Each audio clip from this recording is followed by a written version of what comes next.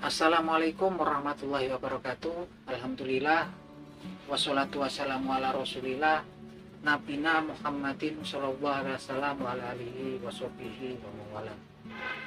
Waqala Rasulullah sallallahu alaihi wasallam, fa inna khairal hadisi kitabullah wa khairul huda huda Muhammadin wa syarrul umuri muhdatsatuha wa kullu bid'atin dhalalah. Amma ba'du.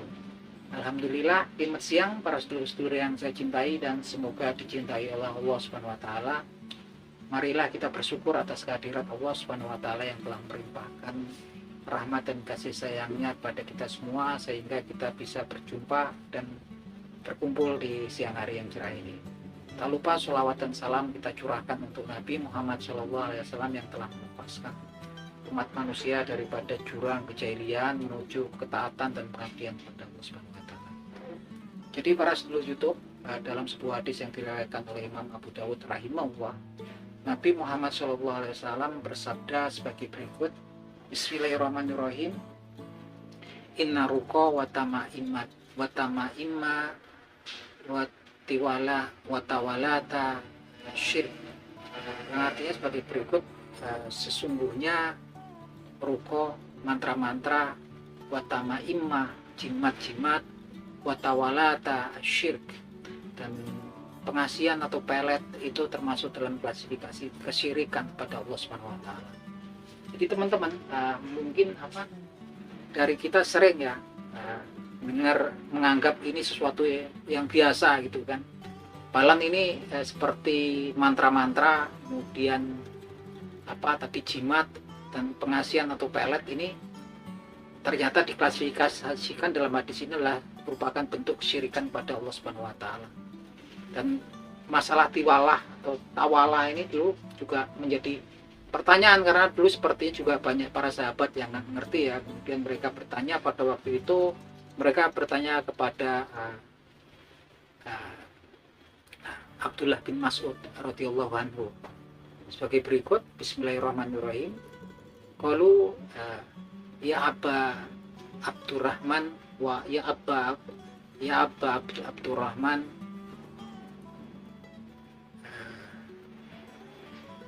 hadhihi ruqa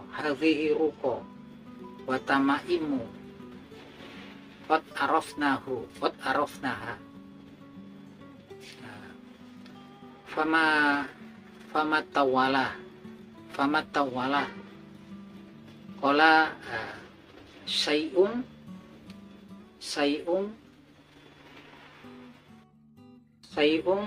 yasna'uhu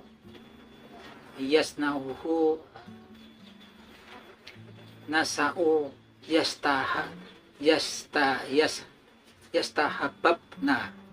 yastahabbabna ila azwajihin. Yang artinya sebagai berikut, para sahabat bertanya pada Abdullah bin Mas'ud, ya Aba Mas'ud, hadhihi ruqa wa tamaimu qad arafnaha, sesungguhnya tentang mantra-mantra dan jimat-jimat kami sudah tahu tentang hal tersebut. Fama tawalah, dan apa yang dimaksud dengan tawalah itu, tiwalah itu. Kemudian dijawab oleh Abdullah bin Mas'ud radhiyallahu anhu, sayun yasna'uhu nasa'u yatahabbabna ila azwajihin, sesuatu yang menciptakan, yasna'uhu nasa'u, para suami, yastahabbabna ila azwajihin, mereka menciptakan rasa kecintaan para suami terhadap istrinya, yang tentunya ini berkaitan dengan sesuatu yang sifatnya sihir ya teman-teman. Ini yang namanya tiwalah atau pelet, dan ini termasuk dalam klasifikasinya kesyirikan ternyata Allah SWT, teman-teman. Dan yang sangat fatalnya karena memang Allah Subhanahu wa taala ternyata memberikan berita kepada kita semua tentang kesyirikan ini ya teman-teman. Di Al-Quranul Karim tentunya Allah Subhanahu wa taala sangat clear, sangat jelas sekali tentang perilaku kesyirikan ini dan apa hukumannya gitu kan. Salah satu, ada dua ayat di Al-Quranul Karim yang saya nukil, yaitu satu di ayat di surat An-Nisa ayat 116 dan satunya lagi di surat Al-Maidah ayat 74 yang bunyinya sebagai berikut. Di surat Al-Maidah ayat 116 bunyinya sebagai berikut, Bismillahirrahmanirrahim. Innallaha la yaghfiru ayyushraka bih wa yaghfiru ma duna dzalika liman yasha. Wa ma yusyrik billahi faqad dhalalan ba'id. Yang artinya sebagai berikut, Innallaha la yaghfiru ayyushraka bih. Sungguhnya Allah Subhanahu wa taala itu tidak akan mengampuni dosa-dosa para pelaku kesyirikan. Artinya di sini nggak akan diampuni selama masa hidupnya mereka nggak bertaubat, sampai kemudian tiba ajalnya, maka sungguh Allah Subhanahu wa taala tidak akan mengampuni dosa-dosa yang berupa kesyirikan padanya. Wa yaghfiru ma duna dzalika liman yasha, dan Allah Subhanahu wa taala mengampuni dosa-dosa selain itu yang Dia kehendaki. Wa ma yusyrik billahi faqad dhalalan ba'id, dan barang siapa melakukan kesyirikan pada Allah Subhanahu wa taala, sungguh dia sudah masuk dalam kesesatan, sesat yang sangat jauh. Sesat yang sangat jauh, teman-teman. Luar biasa sekali, ini sangat menakutkan sekali, bahkan sampai kemudian dosanya nggak diampuni ketika pelakunya nggak bertobat selama hidupnya, ketika mereka melakukan dosa kesyirikan ini. Dan di surat Al-Maidah ayat 74 yang bunyinya sebagai berikut. Bismillahirrahmanirrahim. Innahu may yusyrik billahi faqad haramallahu alaihil jannata wa ma'wahun nar wa ma lidzalimina min ansor. Yang artinya sebagai berikut. Innahu may yusyrik billah, barang siapa melakukan kesyirikan pada Allah Subhanahu wa taala, faqad, maka sungguh, haramallahu alaihi jannata wa ma'wahun nar, sungguh dia Allah Subhanahu wa taala akan mengharamkan baginya surga dan tempat mereka adalah neraka. Dan sungguh di belakangnya lagi masih ditambahin lagi, teman-teman, wa malidzalimina min ansor, dan bagi orang-orang yang zalim tersebut nggak ada penolong, seorang pun penolong. Ini sangat menakutkan sekali ayat ini ya, teman-teman. Jadi kalau kemudian seseorang muslim gitu kan, seorang yang beriman melakukan banyak dosa, dan ketika di mizan nanti, di yaumil hisab nanti, dosanya lebih berat daripada amal perbuatan kebaikannya, tentunya dia akan dimasukkan ke neraka jahanam untuk menebus dosa-dosa yang dia perbuat selama masa hidupnya. Tapi di situ masih ada harapan kemudian setelah selesai siksanya gitu kan, maka dia bisa berharap masuk ke dalam surganya Allah Subhanahu wa taala.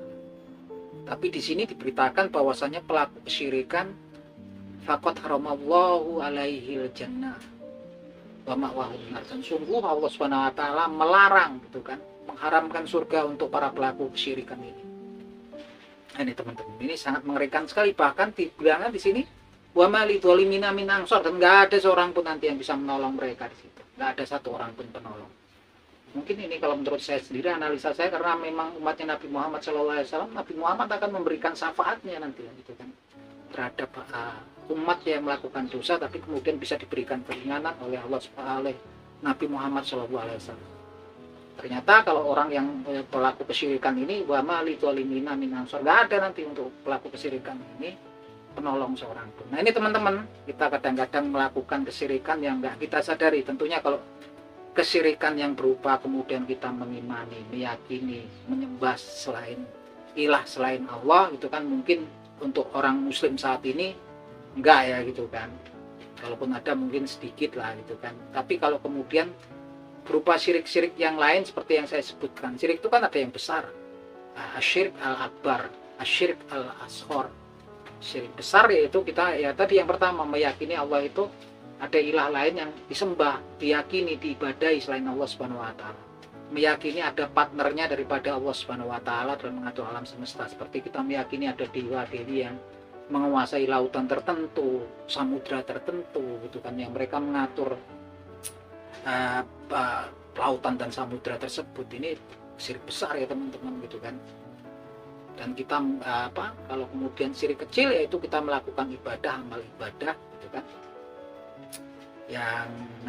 yang mana amal ibadah itu para untuk menarik perhatian manusia, untuk mendapatkan simpati manusia, untuk mendapatkan pujian dari manusia, itu yang namanya syirik al-ashar, syirik kecil ya teman-teman, atau kalau sekarang disebut riya.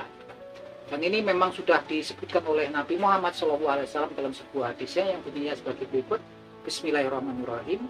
Inna akhwafa ma akhafu alaikum asyrik al asghar. Qalu wa ma syirk al asghar ya Rasulullah? Qala ar-raya. Yang artinya sebagai berikut, sungguhnya yang paling aku takutkan terhadap kalian, kan, yaitu perilaku syirik kecil, gitu kan. Dan kemudian para sahabat bertanya, qalu wa ma syirk al asghar ya Rasulullah? Apa itu syirik kecil itu ya Rasulullah? Qala ar-raya, riya. Jadi kita beribadah, kita melakukan amal perbuatan, melakukan sedekah, melakukan sholat, beribadah, tapi sebenarnya niat kita untuk dipuji, untuk mendapatkan simpati, menarik perhatian manusia, sesungguhnya itu adalah bentuk perilaku kesyirikan. Dan nanti di yaumil kiamah nanti orang-orang pelaku riya ini diminta pahalanya, balasan pahalanya terhadap objek-objek yang ketika melakukan amal perbuatan dan ibadah mereka riya terhadap mereka, gitu kan.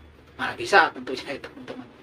Teman-teman, ini saya ingatkan lagi seperti mantra-mantra, jimat, kemudian pengasihan tadi, hati-hati teman-teman.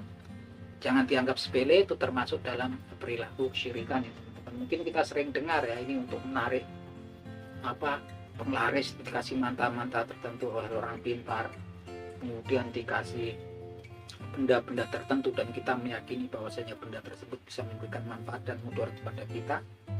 Nah, tentunya itu bentuk kesyirikan dan masuknya ke itu syirik besar ya teman-teman, seperti ini.